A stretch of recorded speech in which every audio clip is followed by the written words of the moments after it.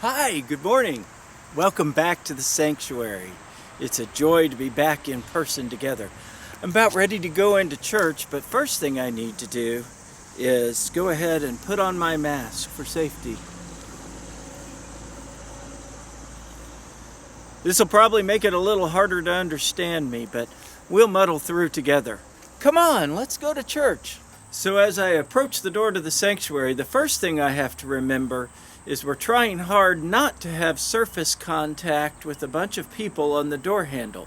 So as I go to the closed doors of the church, I need to wait and make sure that someone else greets me by opening the door for me.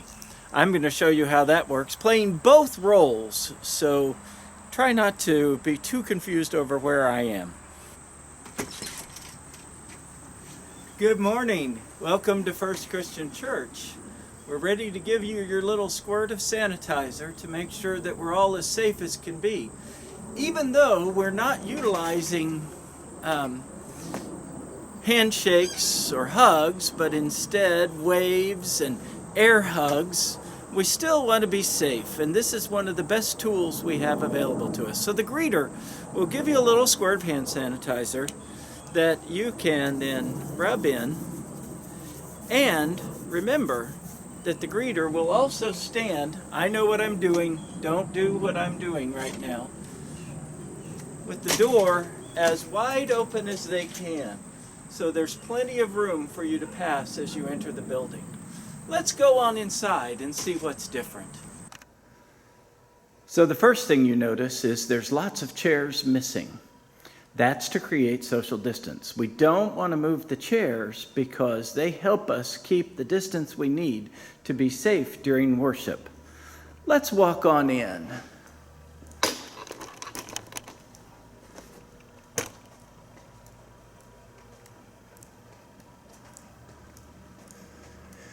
Today I'm going to the seats that are labeled for Alice Dornan and Evelyn Phillips.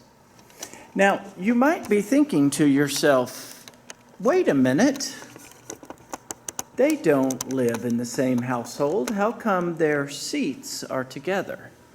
Well, the answer to that question lies in the fact that they do arrive at church together, and because they come in the same car and live in the same building and have even been worshiping together in Alice's apartment, we are allowing this because it makes sense in terms of exposure. As you look out on the chairs, one of the things you don't see is a bunch of hymnals or chalice praise books. That's because all of these could contain surface contaminants, and we want to avoid that. So we'll be using the screen and hopefully familiar songs or tunes that will help you to be able to experience the worship of God in song. But we will have our masks on, and it is our expectation that folks will not be singing boisterously as you normally do, but quietly experiencing that. The bulk of our singing will be done by our song leaders on microphone. In these pictures, that would be Marv Huizinga and Becky Daigle. That may vary from week to week, but no matter the week, the singers will be behind these plastic curtains, so they're not projecting aerosol germs out into the community. Speaking of projecting germs, the air conditioners will also be off, so air won't be circulating. There will, however, be fans at a low speed shooting air straight down. That's actually a good thing. One of the things you may already have noticed if you've opened the electronic bulletin is the order of worship has changed a little bit. Communion will still be on the table, and the elements will still be blessed. However, at the end of worship, after communion has completed, I will put my mask back on, pick up the communion trays, and I will be taking the trays towards the exit door. Because it is virtually impossible to take communion with your mask on and therefore helping to prevent spread of aerosol to others, we will be handing the communion elements, the actual cup and bread, at the door where we can take our masks off as we exit and then consume the elements. There will also be a convenient trash can sitting outside at the end of the walk so that it will be easy to dispose of your plastic communion cups. I know it's a little different, and I know we all would prefer to take communion in the sanctuary while we were in that full prayer mode, but we hope the changes in the order of worship will help you experience worship all the way into the parking area. A tour of our new worship space and situation wouldn't be complete without a view of our technical area. This is where Angela Reese and Tammy Reese have been sitting to provide for you the electronic experience on YouTube and our alternative worship settings. This will keep happening. Just because we're starting to gather in person, we know that not everyone is ready to come back to an in-person experience. The live feed will continue indefinitely, and we are thankful to God and for the talents of the people that are allowing this to happen. When the worship service is basically over and all that is left is our actual taking of communion, the deacons will let you know when it's safe to leave your chair and make your way to the door. We're trying to create a path that limits cross-exposure to others as much as possible, so we'll be exiting the building in a fairly orderly manner. When it's time to exit the building, I'll be meeting you at this door with the communion elements. I'll show you how that's going to work in a minute. First, I want to come in and show you the elements themselves.